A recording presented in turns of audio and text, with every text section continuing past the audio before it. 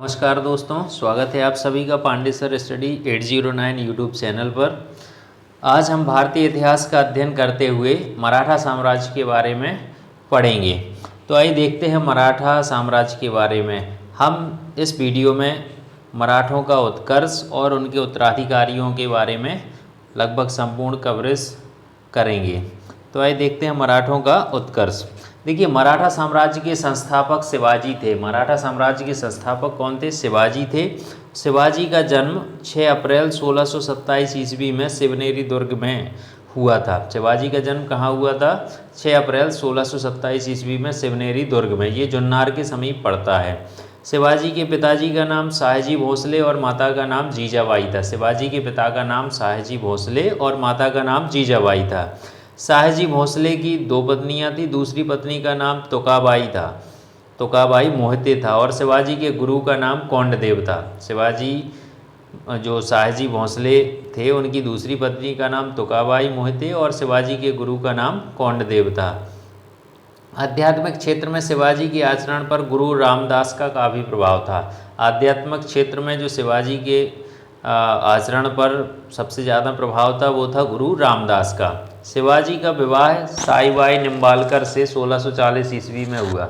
शिवाजी का विवाह किसके साथ? साईबाई निम्बालकर के साथ 1640 ईस्वी में हुआ था। और शाहजी ने शिवाजी को पूना की जागीर प्रदान करके स्वयं बीजापुर रियासत में नौकरी कर ली। शाहजी ने शिवाजी को पूना की जागीर प्रदान कर दी और स्वयं बीजापुर रियासत में नौकरी की। अपने सैन्य अभियान के अंतर्गत 1644 ईस्वी में शिवाजी ने सर्वप्रथम बीजापुर के तोरण नामक पहाड़ी किले पर अधिकार किया। शिवाजी ने अपने सैन्य अभियान के अंतर्गत 1644 ईस्वी में सबसे पहले बीजापुर के तोरण नामक पहाड़ी किले पर अधिकार किया। तो सबसे पहले शिवाजी ने तोरण नामक पहाड़ी के किले को जीता था 1644 ईस्वी में। और 1656 ईस्वी में शिवाजी ने रायगढ़ को अपनी राजधानी बनाया। 1656 ईस्वी में शिवाजी ने रायगढ़ को अपनी राजधानी बनाया था। इसके साथ बीजापुर के सुल्तान ने अपने योग्य सेनापति अफजल खां को सितंबर 1665 ईस्वी में शिवाजी को पराजित करने के लिए भी भेजा। बीजापुर के सुल्तान थे, उन्होंने अपने सेनापति अफजल खां को सितंबर 1665 ईस्वी में शिवाजी को पराजित करने के लिए भेजा था। और शिवाजी ने अफजल खां की हत्या कर दी थी, क्योंकि शिवाजी ने नाखून के माध्यम से उसकी हत्या की थी। बड़े बड़े नाखून अपने हाथों में वो उसकी कूटनीति को, उसकी चाल को भांप गए थे। और उन्होंने जो है जैसे ही वो गले मिलने के लिए आया तो उनने उसको पीछे से नखों को चुभोकर उसकी हत्या कर दी। तो शिवाजी ने सूरत को 1664 ईस्वी और 1670 ईस्वी में लूटा। शिवाजी ने सूरत को 1664 ईस्वी और 1670 ईस्वी में लूटा था। पुरंदर की संधि 1665 ईस्वी में महाराजा जयसिंह और शिवाजी के मध्य संपन्न हुई थी। पुरंदर की संधि कब हुई? ये क्वेश्चन अक्सर पूछ लेता है, ये बहुत महत्वपूर्ण है। तो पुरंदर की संधि 1665 ईस्वी में महाराजा जयसिंह और शिवाजी के मध्य संपन्न हुई थी। 1672 ईस्वी में शिवाजी ने पन्हाला दुर्ग को बीजापुर से छीना। 1672 ईस्वी में शिवाजी ने पन्हाला दुर्ग को बीजापुर से छीन लिया था। 5 जून 1674 ईस्वी को शिवाजी ने राजगढ़ में वाराणसी के प्रसिद्ध, जो काशी था, काशी के प्रसिद्ध विद्वान श्री गंगा भट्ट द्वारा अपना राज्याभिषेक करवाया था। यानी शिवाजी ने अपना राज्याभिषेक कब करवाया? 5 जून 1674 ईस्वी को राजगढ़ में वाराणसी के प्रसिद्ध विद्वान थे गंगा भट्ट, उनके द्वारा अपना राज्याभिषेक करवाया राजगढ़ में 5 जून 1674 ईस्वी में। मूल रूप से गंगा भट्ट महाराष्ट्र के एक सम्मानित ब्राह्मण थे। गंगा भट्ट महाराष्ट्र के ही एक सम्मानित ब्राह्मण थे जो लंबे समय से वाराणसी में रहते थे। अब महाराष्ट्र के कुछ प्रमुख, इसी के साथ हम महाराष्ट्र के कुछ प्रमुख संतों के बारे में भी चर्चा कर लेंगे। देखिए, ज्ञानेश्वर या ज्ञानदेव या ज्ञानेश्वर, पहले जो संत हैं ज्ञानदेव या ज्ञानेश्वर, ये 1275 से 1296 ईस्वी तक रहे। 1275 से 1296 ईस्वी तक उनका रहा। महाराष्ट्र में भक्ति आंदोलन के जनक थे ये। मराठी भाषा और साहित्य के संस्थापक भी थे। भगवत गीता पर भावार्थ दीपिका नामक बृहत टीका भी इन्होंने लिखी, जैसे सामान्य रूप से ज्ञानेश्वरी के नाम से जाना जाता है। तो जो ज्ञानदेव या ज्ञानेश्वर थे संत, ये महाराष्ट्र में भक्ति आंदोलन के जनक भी माने जाते हैं और मराठी भाषा और साहित्य के संस्थापक भी इन्हें ज्ञानदेव को माना जाता है। भगवत गीता पर भावार्थ दीपिका नामक बृहत टीका भी ज्ञानेश्वर या ज्ञानदेव के द्वारा लिखा गया, जिसे हम सामान्य रूप से ज्ञानेश्वरी के नाम से जानते थे। दूसरे जो थे वो संत नामदेव थे। ये 1270 से 1350 ईस्वी तक रहे। 1270 से 1350 ईस्वी तक संत नामदेव रहे। इनके आराध्य देव पंढरपुर के विठोबा या विट्ठल विष्णु के रूप। संत नामदेव के जो आराध्य थे वो कौन थे? पंढरपुर के विठोबा या विट्ठल। विठोबा या विट्ठल की उपासना को बरकरी संप्रदाय के नाम से जाना जाता है। जो विठोबा या विट्ठल की उपासना करने वाले लोग थे उनके समूह को बरकरी संप्रदाय के नाम से जाना जाता है, जिसकी स्थापना नामदेव ने ही की थी। यानी बरकरी संप्रदाय की स्थापना किसके द्वारा की गई? संत नामदेव के द्वारा की गई थी। और इनमें कुछ पद गुरु ग्रंथ साहिब में संकलित हैं। इनमें से कुछ पद जो है गुरु ग्रंथ साहिब में भी संकलित हैं। संत एकनाथ तो ये 1533 से 1599 ईस्वी तक रहे। इन्होंने रामायण पर भावार्थ रामायण नामक टीका लिखी थी। संत एकनाथ के द्वारा रामायण पर भावार्थ रामायण नामक टीका लिखी गई। तुकाराम ये 1598 से 1650 ईस्वी तक रहे। 1598 से 1650 ईस्वी तक इन्होंने भक्ति परक कविताएं लिखी, जिन्हें अभंग कहा जाता है। यानी तुकाराम का जो संकलन है जिसमें भक्ति परक कविताएं लिखी हुई हैं, जिसे अभंग कहा जाता है। ये अभंग भक्ति परक काव्य के ज्योतिपुंज हैं। ये जो अभंग हैं ये भक्ति परक काव्य के ज्योतिपुंज माने जाते हैं। तो संत रामदास तो ये 1608 से 1681 ईस्वी तक रहे। संत रामदास 1608 से 1681 ईस्वी महाराष्ट्र के अंतिम महान संत कवि हैं। ये महाराष्ट्र के जो अंतिम महान संत कवि थे वो रामदास थे। 10 बोध उनकी रचनाओं और उपदेशों का संकलन है। जो 10 बोध ग्रंथ है वो उनकी रचनाओं और उपदेशों का संकलन है। तो इस प्रकार हमने ये उस समय के जो दक्षिण भारत के महाराष्ट्र के प्रमुख संत थे उनके बारे में देखा। आगे हम पुनः शिवाजी के बारे में देखेंगे। तो देखिए, शिवाजी को औरंगजेब ने मई 1666 ईस्वी में जयपुर भवन में कैद भी कर लिया था। शिवाजी को औरंगजेब के द्वारा मई 1666 ईस्वी में जयपुर भवन में कैद कर लिया, किंतु वहाँ से वे 16 अगस्त 1666 ईस्वी में भाग निकले।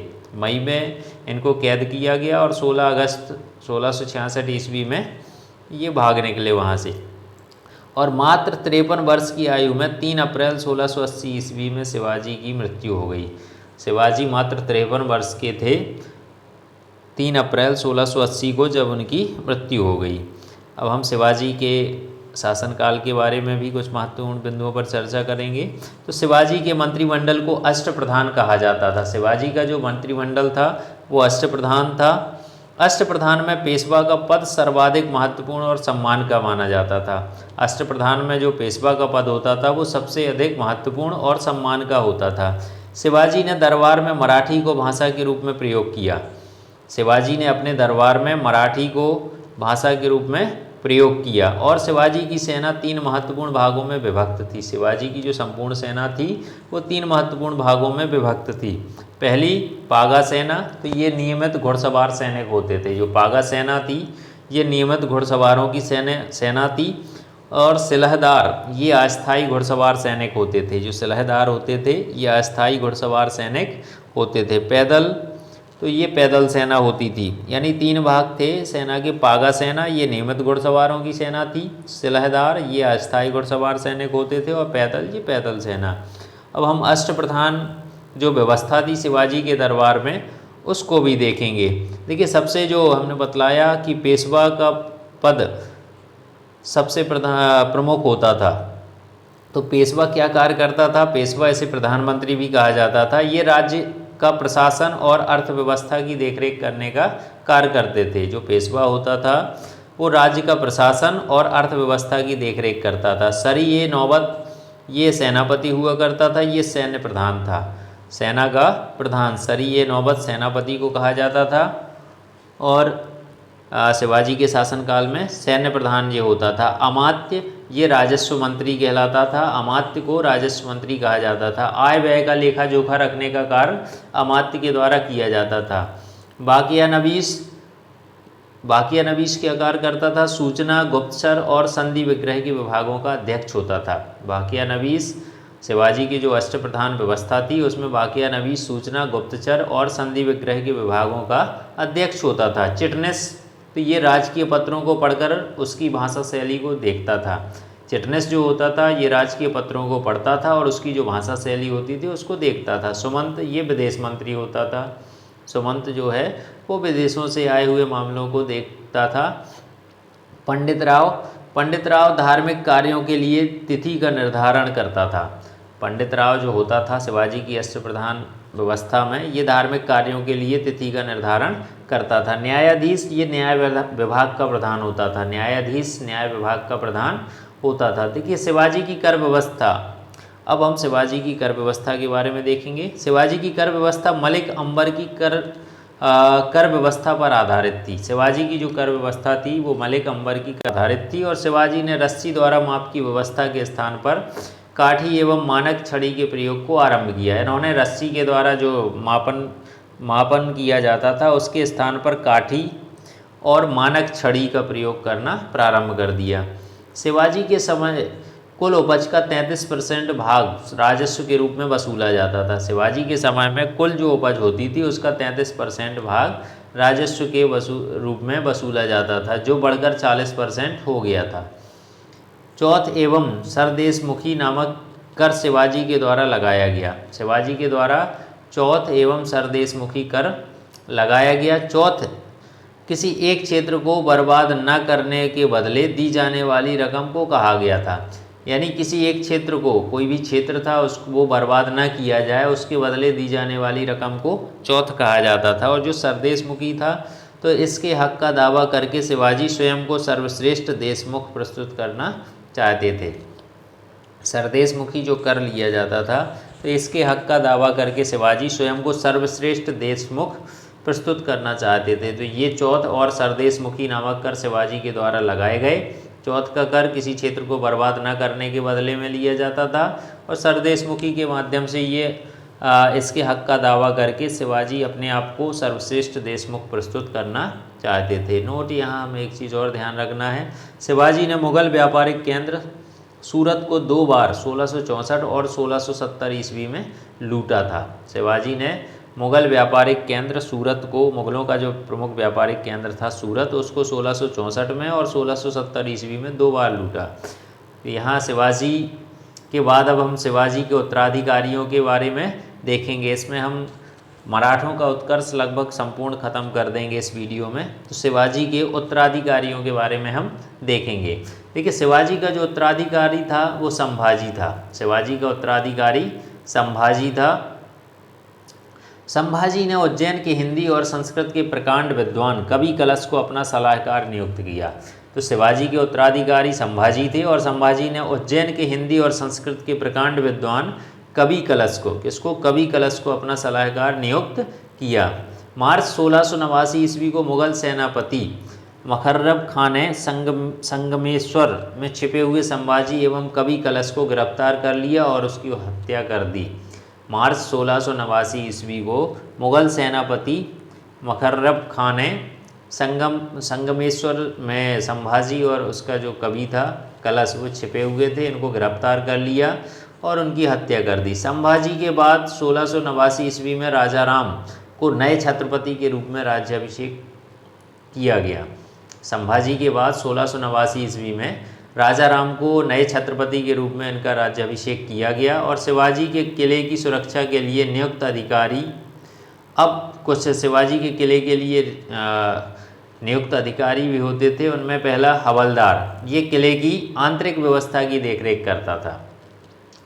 शिवाजी के किले की सुरक्षा के लिए कुछ अधिकारियों को नियुक्त किया गया था। उनमें पहला था हवलदार, तो ये किले की आंतरिक व्यवस्था की देखरेख करता था। सरे नौबत, ये किले की सेना का नेतृत्व करता था, किले की जो सेना होती थी उसका नेतृत्व करता था। सबनिस, ये किले की अर्थव्यवस्था, पत्र व्यवहार और भंडार की देखरेख करता था। सबनिस जो किले की अर्थव्यवस्था होती थी, पत्र व्यवहार, कोई पत्र आना जाना, तो इसका और भंडार की देखरेख करता था। राजा राम ने अपनी दूसरी राजधानी सतारा को बनाया। राजा राम ने, संभाजी के बाद राजा राम ने अपनी दूसरी राजधानी सतारा को बनाया। राजा राम मुगलों से संघर्ष करता हुआ 2 मार्च 1700 ईस्वी में मारा गया। राजा राम मुगलों के साथ संघर्ष करता हुआ 2 मार्च 1700 ईस्वी में मारा गया। राजा राम की मृत्यु के बाद उसकी विधवा पत्नी ताराबाई अपने 4 वर्षीय पुत्र शिवाजी द्वितीय का राज्याभिषेक करवाकर मराठा साम्राज्य की वास्तविक संरक्षिका बन गई। राजा राम की मृत्यु होने के बाद उसकी जो विधवा पत्नी थी ताराबाई, वो अपने 4 वर्षीय पुत्र शिवाजी द्वितीय का उसने राज्याभिषेक करवाया और मराठा साम्राज्य की वास्तविक संरक्षिका बन गई। 1707 ईस्वी में औरंगजेब की मृत्यु के बाद संभाजी के पुत्र साहू, जो कि औरंगजेब के कब्जे में था, भोपाल के निकट मुगल शिविर से वापस महाराष्ट्र आया। 1707 ईस्वी में औरंगजेब की जब मृत्यु हो गई तब संभाजी के पुत्र साहू, जो कि औरंगजेब के कब्जे में था पहले से, वो ये भोपाल के निकट मुगल शिविर से वापस महाराष्ट्र आ गया।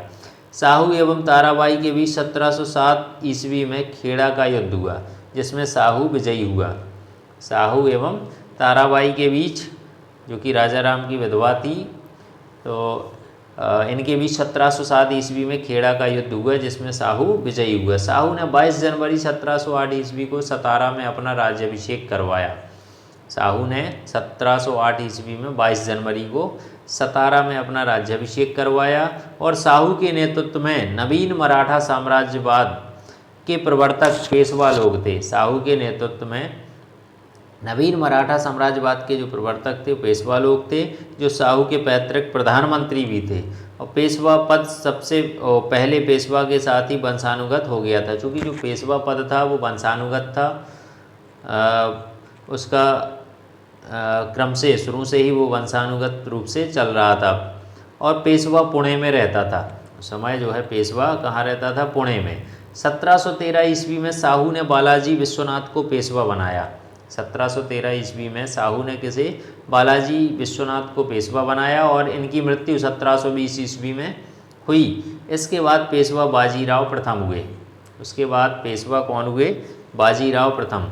पेशवा बाजीराव प्रथम ने मुगल साम्राज्य की कमज़ोर हो रही स्थिति का फायदा उठाने के लिए साहू को उत्साहित करते हुए कहा कि आओ हम इस पुराने वृक्ष के खोखले तने पर प्रहार करें, शाखाएं तो स्वयं गिर जाएंगी, हमारे प्रयत्नों से मराठा पताका कृष्णा नदी से अटक तक फहराने लगेगी। यानी पेशवा बाजीराव प्रथम ने मुगल साम्राज्य की स्थिति को कमज़ोर होते हुए देखकर इन्होंने साहू को उत्साहित करते हुए कहा था कि आओ हम इस पुराने वृक्ष के खोखले तने पर प्रहार करें और शाखाएं तो स्वयं गिर जाएंगी, हमारे प्रयत्नों से मराठा पताका कृष्णा नदी से अटक तक फहराने लगेगी। उत्तर में साहू ने भी कहा था, निश्चित रूप से ही आप इसे हिमालय के पार गाड़ देंगे, निस्संदेह आप योग्य पिता के योग्य पुत्र हैं। साहू ने भी रिप्लाई दिया था, निश्चित रूप से ही आप इसे हिमालय के पार गाड़ देंगे, निस्संदेह आप योग्य पिता के योग्य पुत्र हैं। और पालखेड़ा का युद्ध 7 मार्च 1728 ईस्वी में बाजीराव प्रथम और निजामुल मुल्क के बीच हुआ। पालखेड़ा का युद्ध कब हुआ? 7 मार्च 1728 ईस्वी को बाजीराव प्रथम एवं निजामुल मुल्क के बीच हुआ, जिसमें निजाम की हार हुई। निजाम के साथ मुंगी सिवा गांव की संधि हुई। फिर निजाम के साथ मुंगी सिवा गांव की संधि हुई। दिल्ली पर आक्रमण करने वाला प्रथम पेशवा बाजीराव प्रथम था। दिल्ली पर आक्रमण करने वाला जो पहला पेशवा था वो बाजीराव प्रथम था, जिसने 29 मार्च 1737 ईस्वी को दिल्ली पर धावा बोला था। उस समय मुगल बादशाह मोहम्मद शाह दिल्ली छोड़ने के लिए तैयार हो गया था। दिल्ली पर आक्रमण करने वाला प्रथम पेशवा बाजीराव प्रथम था, जिसने 29 मार्च 1737 ईस्वी को दिल्ली पर धावा बोला। उस समय मुगल बादशाह मोहम्मद शाह दिल्ली छोड़ने के लिए तैयार हो गया था। बाजीराव प्रथम मस्तानी नामक महिला से संबंध होने के कारण काफ़ी चर्चित भी रहा। बाजीराव प्रथम मस्तानी नामक महिला के साथ इनके संबंध थे, तो इस कारण ये चर्चित भी रहा। बाजीराव मस्तानी कई बार आप लोगों ने सुना भी होगा। और 1740 ईस्वी में बाजीराव प्रथम की मृत्यु हो गई। 1740 ईस्वी में बाजीराव प्रथम की मृत्यु हो गई। और बाजीराव प्रथम की मृत्यु के बाद बालाजी बाजीराव 1740 ईस्वी में पेशवा बना। बाजीराव प्रथम की मृत्यु के बाद बालाजी बाजीराव 1740 ईस्वी में नया पेशवा बना। और 1750 ईस्वी में संगोला संधि के बाद पेशवा के हाथ में सारे अधिकार सुरक्षित हो गए। 1750 ईस्वी में संगोला की संधि हुई। ये संधियाँ कई बार पेपरों में पूछ लेते हैं, तो हमें इनको नोट भी करते चलना है। 1750 ईस्वी में संगोला की संधि हुई और इस संधि के बाद पेशवा के हाथ में सारे अधिकार सुरक्षित हो गए। बालाजी बाजीराव को नाना साहब के नाम से भी जाना जाता था। बालाजी बाजीराव को किस नाम से? नाना साहब के नाम से भी जाना जाता था।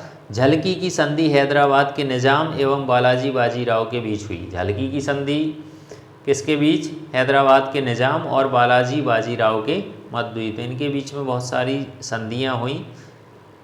इनको नेक्स्ट वीडियो में थोड़ा सा बतला देंगे, तो इनको नोट भी कर सकते हैं आप लोग। तो झलकी की संधि हैदराबाद के निज़ाम और बालाजी बाजीराव के मध्य हुई। बालाजी बाजीराव के समय में ही पानीपत का तृतीय युद्ध भी हुआ, 14 जनवरी 1761 ईस्वी में। बालाजी बाजीराव के समय में पानीपत का तीसरा युद्ध हुआ 14 जनवरी 1761 ईस्वी में, जिसमें मराठों की हार हुई। इसमें मराठे पराजित हुए। इस हार को नहीं सह पाने के कारण बालाजी की मृत्यु 1761 ईस्वी में हो गई। इस हार को सहन नहीं कर पाए बालाजी और इनकी मृत्यु 1761 में हो गई। माधवराव नारायण प्रथम 1761 ईस्वी में पेशवा बना।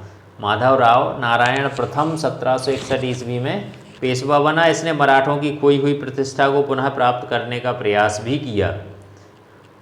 माधवराव नारायण ने मराठों की खोई हुई प्रतिष्ठा को पुनः प्राप्त करने का प्रयास किया। माधवराव ने ईस्ट इंडिया कंपनी की पेंशन पर रह रहे मुगल बादशाह शाह आलम द्वितीय को पुनः दिल्ली की गद्दी पर बैठाया। माधवराव के द्वारा ईस्ट इंडिया कंपनी की पेंशन पर रह रहे मुगल बादशाह शाह गद्दी पर बैठाया गया। मुगल बादशाह अब मराठों का पेंशन भोगी बन गया। पेशवा नारायण राव 1772-73 ईस्वी की हत्या उसके चाचा रघुनाथ राव के द्वारा कर दी गई। पेशवा नारायण राव की हत्या 1772-73 ईस्वी में इनकी हत्या इनके चाचा रघुनाथ राव के द्वारा कर दी गई। पेशवा माधवराव नारायण द्वितीय की अल्पायु के कारण मराठा राज्य की देखरेख 12 भाई सभा नाम की 12 सदस्यों की एक परिषद करती थी। पेशवा माधवराव नारायण द्वितीय की अल्पायु के कारण मृत्यु हो गई, तो उस समय मराठा राज्य की देखरेख 12 भाई नामक एक सभा करती थी, जो 12 सदस्यों की एक परिषद होती थी। इस परिषद के दो महत्वपूर्ण सदस्य थे, महादजी सिंधिया एवं नाना फडणवीस। इस जो 12 भाई सभा थी, तो इसके दो प्रमुख सदस्य भी थे, महादजी सिंधिया और नाना फडणवीस। नाना फडणवीस का मूल नाम बालाजी जनार्दन भानु था। अंग्रेज जेम्स ग्रांट डफ ने इन्हें मराठों का मैकियावेली भी कहा है। अंग्रेज जेम्स ग्रांट डफ ने किसे मराठों का मैकियावेली कहा है? नाना फडणवीस को। तो अंग्रेज जेम्स ग्रांट डफ ने इन्हें मराठों का मैकियावेली कहा है। अंतिम पेशवा राघोबा का पुत्र बाजीराव द्वितीय था। अंतिम पेशवा जो था वो था राघोबा का पुत्र बाजीराव द्वितीय, जो अंग्रेजों की सहायता से पेशवा बना था। मराठों के पतन में सर्वाधिक योगदान भी इसी का था। यह सहायक संधि स्वीकार करने वाला प्रथम मराठा सरदार भी था। राघोबा का पुत्र बाजीराव द्वितीय, जो कि अंग्रेजों की सहायता से पेशवा बना था, तो मराठों के पतन में सर्वाधिक योगदान इसी का था। यह सहायक संधि स्वीकार करने वाला प्रथम मराठा सरदार भी था। 1776 ईस्वी में पुरंदर की संधि हुई। ये एक महत्वपूर्ण संधि है। इसके तहत कंपनी ने रघुनाथ राव के समर्थन को वापस ले लिया। 1776 ईस्वी में पुरंदर की संधि हुई और इसके तहत कंपनी ने रघुनाथ राव के समर्थन को वापस ले लिया। प्रथम आंग्ल मराठा युद्ध, प्रथम युद्ध 1782 ईस्वी में। अब ये कुछ युद्धों के बारे में हम देखेंगे। प्रथम जो आंग्ल मराठा युद्ध हुआ ये 1782 ईस्वी में हुआ और सालबाई संधि के साथ ये खत्म हुआ। तो प्रथम आंग्ल मराठा युद्ध कब हुआ? 1782 ईस्वी में। ये नोट डाउन करने वाली चीज़ है। और सालबाई की संधि से ये खत्म हुआ। द्वितीय आंग्ल मराठा युद्ध ये 1803 से 5 ईस्वी में हुआ। द्वितीय आंग्ल मराठा युद्ध 1803 से 1805 ईस्वी में हुआ और इसमें भोंसले नागपुर ने अंग्रेज़ों को चुनौती दी। इसके फलस्वरूप इसमें भोंसले ने अंग्रेज़ों को चुनौती दी और इसके फलस्वरूप 7 सितंबर 1803 ईस्वी को देवगांव की संधि हुई। यानी द्वितीय आंग्ल मराठा युद्ध के दौरान देवगांव की संधि हुई। कब? 7 सितंबर 1803 ईस्वी को। तृतीय आंग्ल मराठा युद्ध, तो तृतीय आंग्ल मराठा युद्ध 1817 से 19 ईस्वी में हुआ। तीसरा जो आंग्ल मराठा युद्ध था 1817 से 1819 ईस्वी में हुआ। इस युद्ध के बाद मराठा शक्ति और पेशवा के वंशानुगत पद को समाप्त कर दिया गया। इस युद्ध के बाद मराठा शक्ति और पेशवा के वंशानुगत पद को समाप्त कर दिया। पेशवा बाजीराव द्वितीय ने कोरेगांव एवं अस्टी के युद्ध में हारने के बाद फरवरी 1818 ईस्वी में मेलकम के सम्मुख आत्मसमर्पण कर दिया। पेशवा बाजीराव द्वितीय ने कोरेगांव और अस्टी के युद्ध में हारने के बाद फरवरी 1818 ईस्वी में मेलकम के सम्मुख आत्मसमर्पण कर दिया। अंग्रेजों ने पेशवा के पद को समाप्त करके बाजीराव द्वितीय को पद से हटाकर कानपुर के निकट बिठूर में पेंशन पर जीने के लिए भेज दिया, जहां 1853 ईस्वी में इसकी मृत्यु हो गई। तो इस प्रकार आज हमने मराठा राज्य के उत्कर्ष के बारे में और उनके उत्तराधिकारियों के बारे में लगभग संपूर्ण टॉपिक को कवर किया। यदि आप चैनल पर नए आए हैं तो कृपया चैनल को लाइक एंड सब्सक्राइब ज़रूर करिए, ताकि आगे आने वाले सभी वीडियोज़ के नोटिफिकेशन आपको मिलते रहें और संपूर्ण जीएस को कवर किया जाएगा इस सीरीज़ में। तो आप बने रहिए साथ में। धन्यवाद।